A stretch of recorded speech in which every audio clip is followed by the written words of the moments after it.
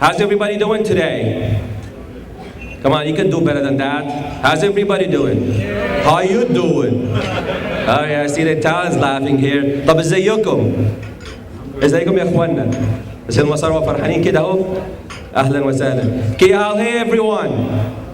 We'd like to start with the Pledge of Allegiance with Miss Reem Ibrahim. Everybody please rise.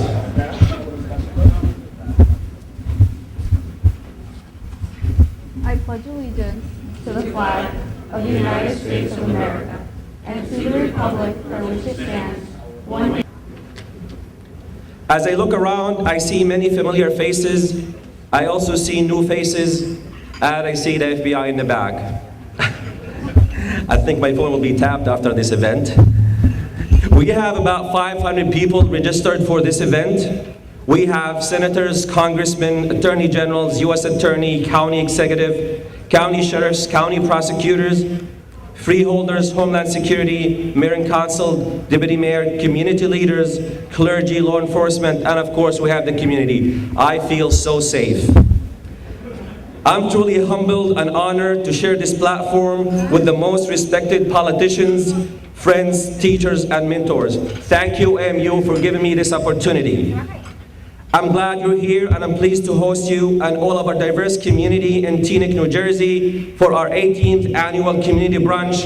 This is going to be a great day. Thank you for your attendance. Over the next couple of hours, we continue with our commitment in delivering the best, most focused event developed specifically to meet our collective needs. Sit down, relax, and enjoy the event. We're going to have a blast. Not that kind of blast. For those who are attending for the first time, I'd like to give you a brief history about the AMU. Our president and founder, Mr. Yunus, had a dream. The dream is to empower and strengthen American Muslim while embracing our values and culture and assimilate into American society. Also, I'd like to talk a little bit about the AMU event. With this event, a large group of people across our AMU organization have worked very hard to ensure you have the best event possible. Our directors, our board, subject matter expertise, and of course our lawyers and our volunteers to create this event. This event takes about 4 months to come to fruition. So imagine the amount of work these wonderful people put in. Before we begin, I'd like to start with some rules. Number one, I'll start with a disclaimer. The videos, views, and opinion expressed during this event do not necessarily reflect those of the AMU. Two, everyone has a survey form on the table. Please make sure to fill it out before you leave. It will take you literally 20 seconds. Let us know how we can do better. And lastly, for educational purposes only, the name of the organization is American Muslim Union, not Muslim, it's Muslim. When you say Muslim, it has a completely different meaning. At this time, allow me to introduce our president and founder, Mr. Yunus. Mr. Yunus, please come to the stage.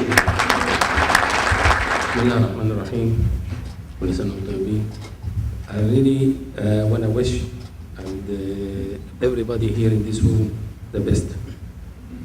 This has been a great event. We've been doing it for quite a bit. And it's been not easy to do. And I started this year to do something different. I start getting the new generation to take over. And I say, you're gonna run it, and I'm just gonna watch. Because now I'm getting a little younger, and you want somebody to carry on and to keep this beautiful organization going. And that's what I decided to do. And first, I would love to introduce this new group to you guys. Come on. So at this point, our president would like to introduce the new members of the AMU. AMU members, please come to the stage, and please hold your applause to the end.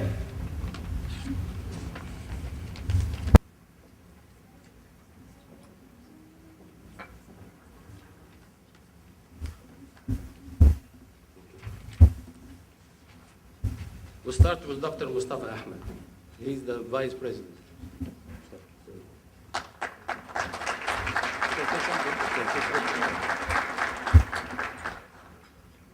Nick Matahin is the executive director. Sandy Dambra is the treasurer. Where is Sandy? She's coming. This is the Muhammad Amin, the attorney.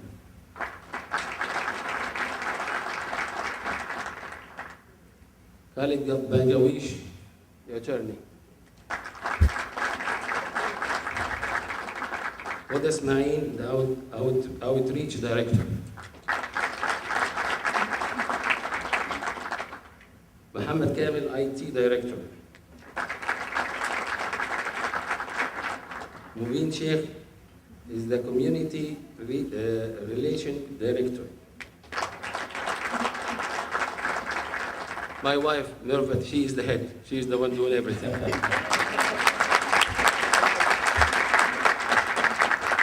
Well, She's the worst of me. yeah.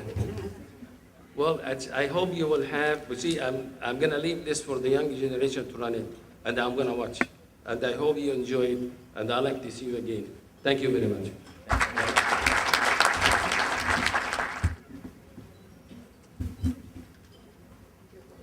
Thank you, Mr. Yunus. Something to keep in mind as we get underway today is that when we look ahead and dream about how we can change the future, we have to engage our thinking along two dimensions: integration and diversity. In order to do that, we must think outside the box. We have to think about the adjacent possible. And by that, I mean we have to look into the untapped potentials of the community. With this, I'd like to play a little video. It's an inspirational video. Let's go to the video.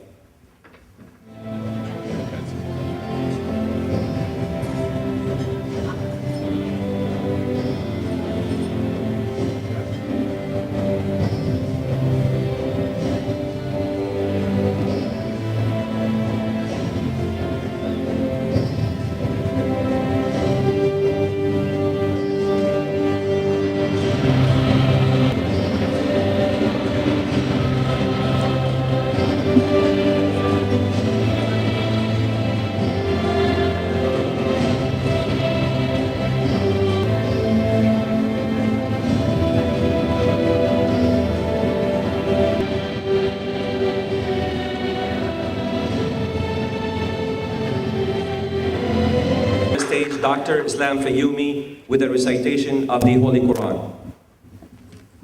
Dr. Islam Fayoumi. Good morning, ladies and gentlemen, community leaders, policymakers, law enforcement. I ask that God continue to use us to do His good work in building bridges of love and trust amongst our communities. Today's theme is integration, and two things come to mind when you think about integrating into our civil society. One is that the individual feels like they are part of a greater whole, and two, without compromising their principles or ideals, and two, that they give back to society the best of what they have to make this country greater. So I chose two verses from the Holy Quran which speak to that or reflect that kind of idea about integration. The first is in chapter 60, verse 8, and the second is in chapter 2, verse 92. Just a little context because it is important. In chapter 60, God warns the Muslims not to lose their principles, not to lose their values, to maintain their beliefs. Someone could take this and go the wrong way with it and seclude themselves from society and run away from others who are different than them in their ideas, in their values, and their beliefs. But God, who knows all things and who created us and knows the wrong tendencies of His creation, warned us not to do that and said, integrate yourselves into society. Not just that, be just. Not just that, be good, and give back the best of what you have. So let me begin the recitation in the traditional way first, which is to add a melodious tone to God's words. and then I will translate them in English, inshallah.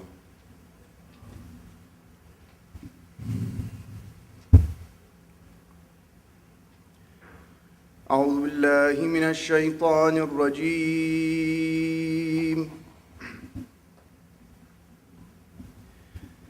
بسم الله الرحمن الرحيم.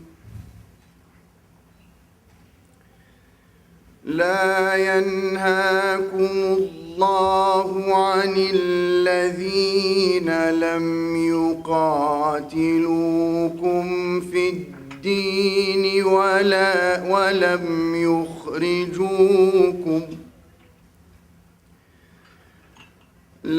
يقاتلوكم في الدين ولم يخرجوكم من دياركم أن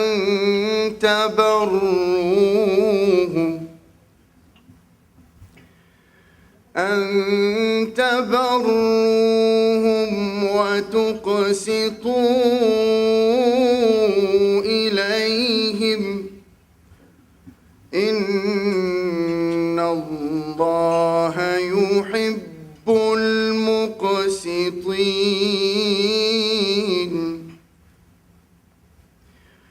بسم الله الرحمن الرحيم.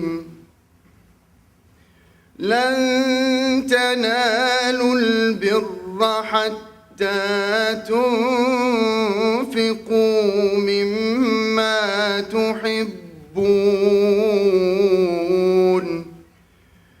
وما تنفقوا من شيء فإن الله به عليم. Okay. Thank you all again for being here.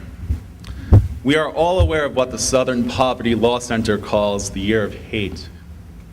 While the political climate in 2015 has made many in our community nervous, there were many positive developments in 2015, legal and social, at a national and local level. At a national level, we saw a major legal victory in 2015 in the case Reza versus the City of New York. It was well documented that the NYPD was conducting warrantless surveillance of American Muslims. However, that has come to an end thanks to this case. For the first time, the NYPD will be compelled to put reforms into place to prevent unjustified discriminatory surveillance of American Muslims. At a national level, we've seen many acts of solidarity from non-Muslims, most notably from President Obama. In Maryland, President Obama's historic visit to a mosque was about his solidarity with American Muslims to combat prejudice. In Massachusetts, Chief of the Supreme Judicial Court, Justice Ralph D. Gantz, attended the Islamic Society of Boston. There, he said to his audience, the most relevant portion of his speech, he said, "I'm here to assure you that you do not stand alone.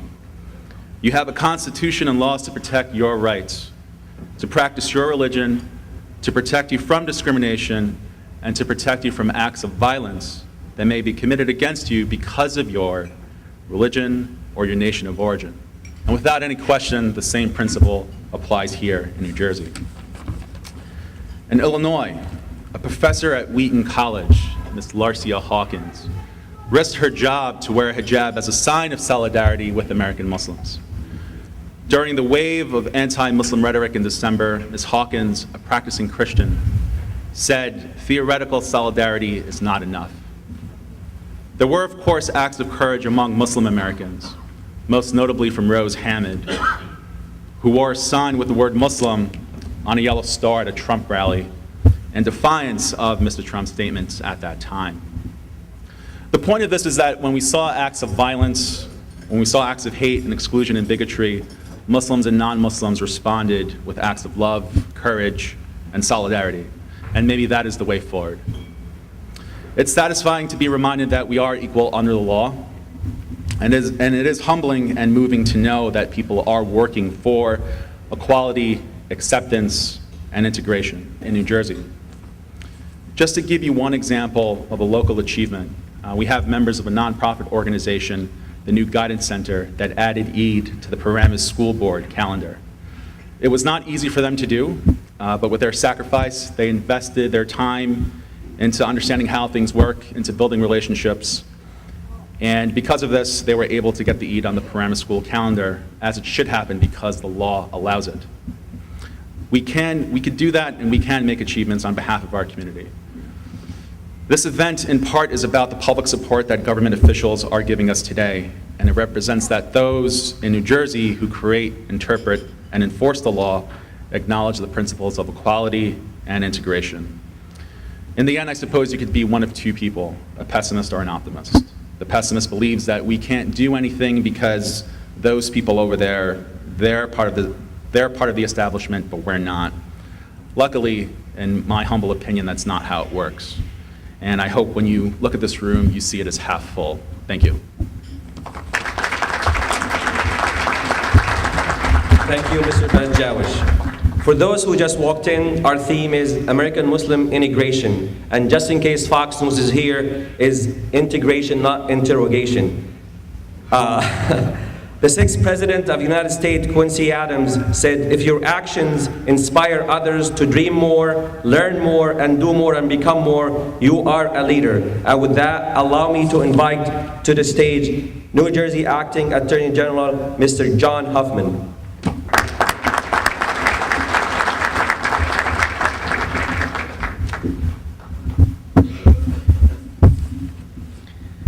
Thanks, Nick. It is a tremendous pleasure to be here and to have an opportunity, frankly, to say goodbye to a group of people that I have come to see, certainly not just as colleagues or as partners, but as soulful and dear friends. At the Attorney General's office, we convene a group of Muslim leaders from throughout the state about once every 3 months. And we sit down and we have a conversation. Now, we have promised ourselves from the first conversation all the way to the last, which was just the other day, that no matter what happens, we will always talk. We'll always talk about the most difficult issue, and we'll always talk about that issue first. The first meeting I was at, we talked about the NYPD spying issue, and the last meeting I was at, we talked about the difficulty facing the Muslim community in light of statements that were made during the Republican primary campaign. Not easy issues, certainly not easy for me coming from this administration, but absolutely, positively necessary issues. And in so doing, we have created such an interrelated web of trust and of friendship. And we have accomplished so much. The state police is now trained on cultural sensitivity for the Muslim community. We have had numerous law enforcement expos to bring Muslim youths into law enforcement. We have trained the state medical examiner's office on how to be respectful to Muslims during the autopsy process and what that means, what's important for that community. We have brought the Muslim youth into our discussions.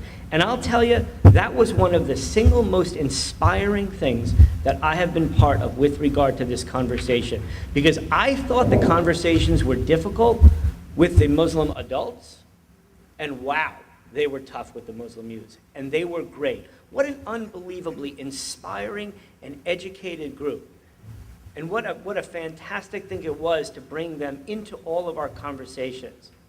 Muhammad Yunus before got up and he introduced the next generation of the American Muslim Union and replaced sort of some of the gray beards with some of the black hair. And, pardon? American Muslim Union? American Muslim Union, I'm You just sorry. went over it? American Muslim Union. American Muslim Union, I'm sorry. And replacing some of the gray beards with some of the black hair. And that's one of the most important things because, you know, what happens while we're here is not really very important compared to what foundation we lay for what happens in the future. And it was so inspiring to have the youth involved. You know, we also set up a system for every time a difficult issue comes up, we would have immediate phone calls on how to deal with that. We did it with San Bernardino, we did it with Paris, and we were able to help get the community's word out after the Paris attacks so that they could stand up and defend the community and talk about how repugnant and repulsive those attacks were. And ultimately, it was Muhammad Yunus who brought to our attention that there was a law enforcement speech that was being given to law enforcement down in Ocean County that was anti-Islamic and homophobic. And we were able to talk to law enforcement and say, this has absolutely no place in this state, and to make sure that something like that would never happen again. And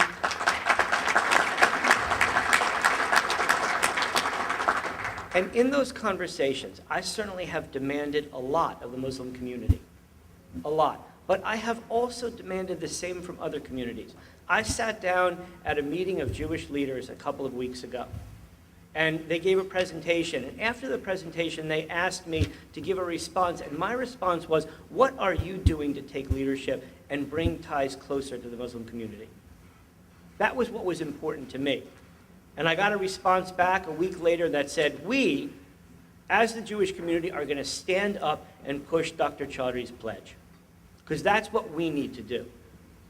I think that's an incredible example of how far we have come in the state and how progressive we are in the state of those relationships, and how incredibly important that they are. So I leave next week. And luckily, I don't think that matters much, because we have set such a strong framework and foundation for communication and cooperation and collaboration that my being gone doesn't matter. I did want to take a second. I wanted to introduce you to the state's next Attorney General, who has the exact same sense of principle, collaboration, cooperation, and I'll tell you, he's a heck of a lot smarter than I am. So give a second, and please, let me introduce Robert Logie.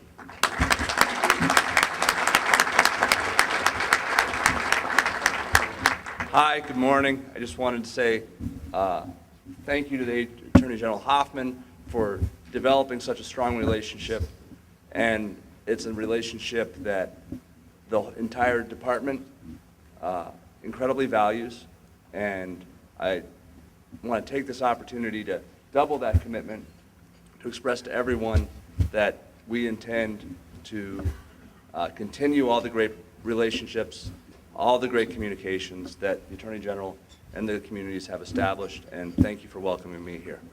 I just want to tell you guys, he's been a great friend, not only official, but him and the Bull Fishman really been, both of them been great friends to the community. And I cannot say enough. He really, I don't know what even to say, but he's just been great friend. Thank you very much.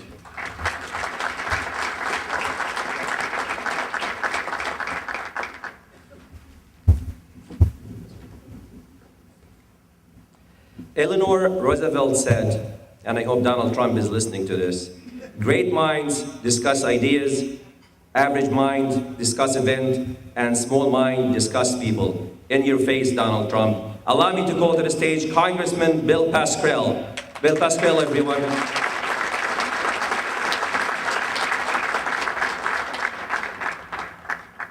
A little bit about Bill Pascrell, being from Paramus. Bill Pascrell was a high school teacher for 12 years in Paramus, and I see many folks in Paramus here. I see the superintendent, I see some council people, and I'm hoping the mayor will show up in a little bit.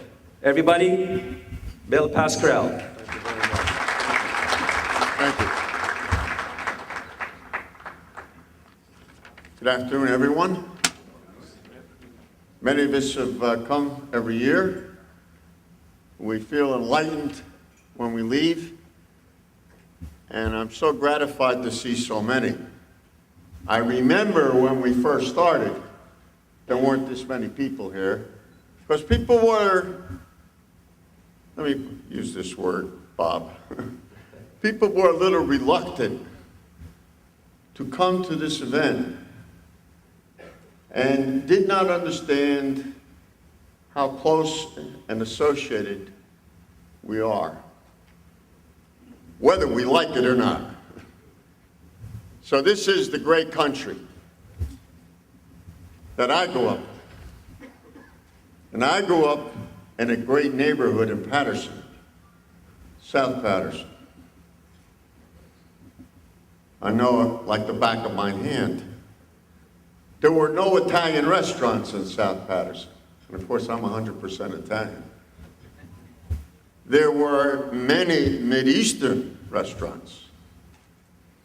And while a very different situation today where every storefront has Arabic,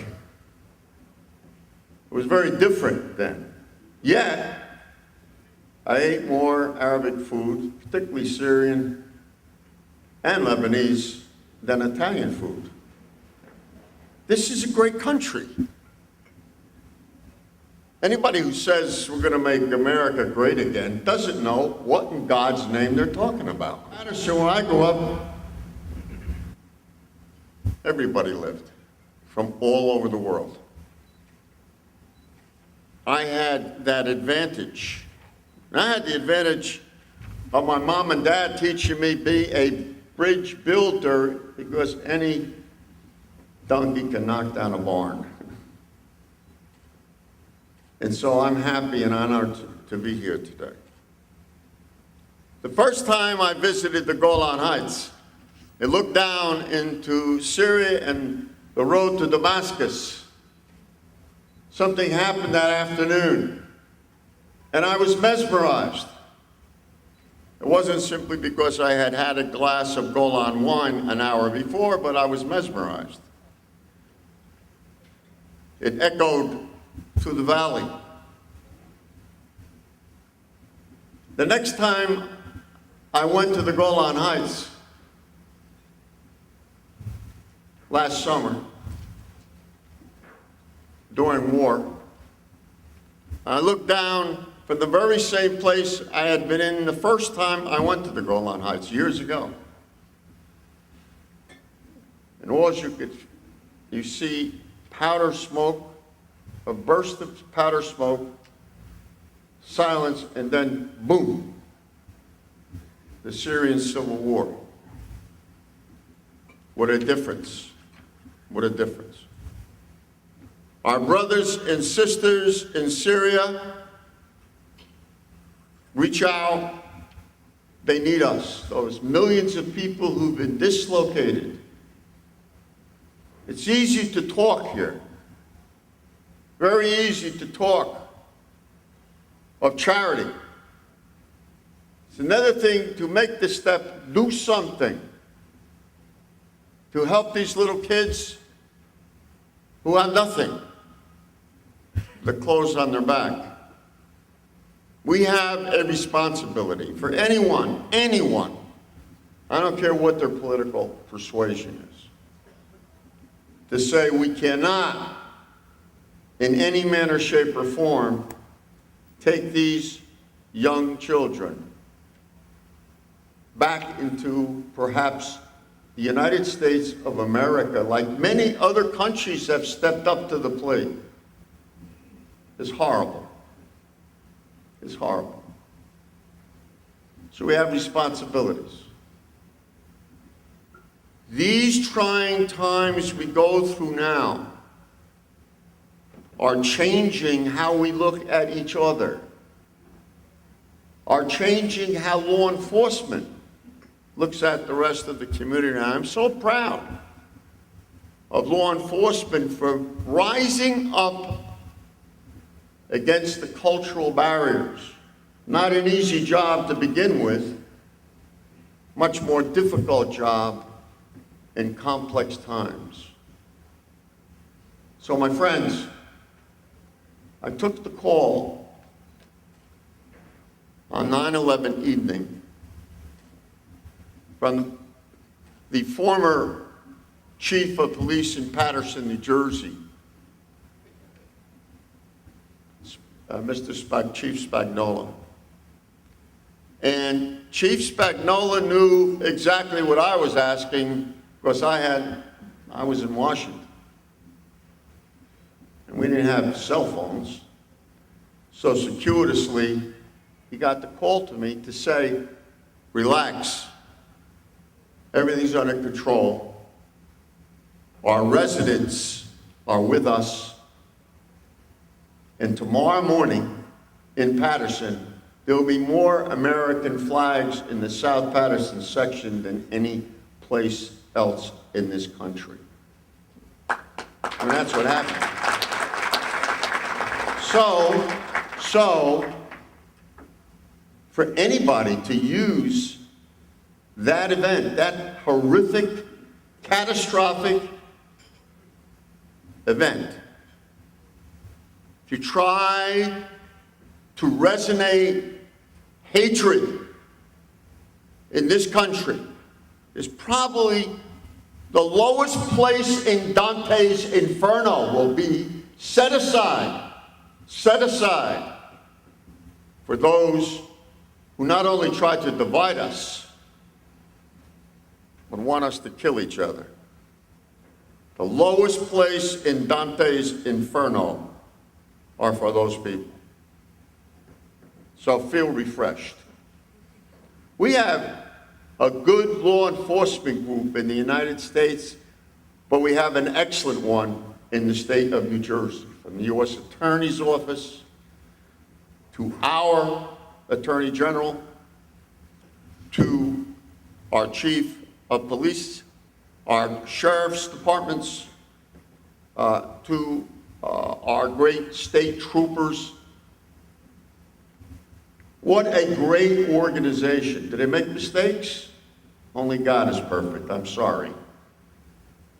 We all make mistakes. You want to see mistakes? Come to the Congress. Day in and day out, you want to see mistakes. I'm proud of what you all stand for. This is important. This is a very important event. And I know you take, when you leave, and share with our brothers and sisters who are not here today. As a member of the Congress, and I'm proud of that, even though we joke and we stumble, and I'm sure I speak for our great Senator Bob Menendez, this is a country for everybody. It is not a country of slackers. We need everybody.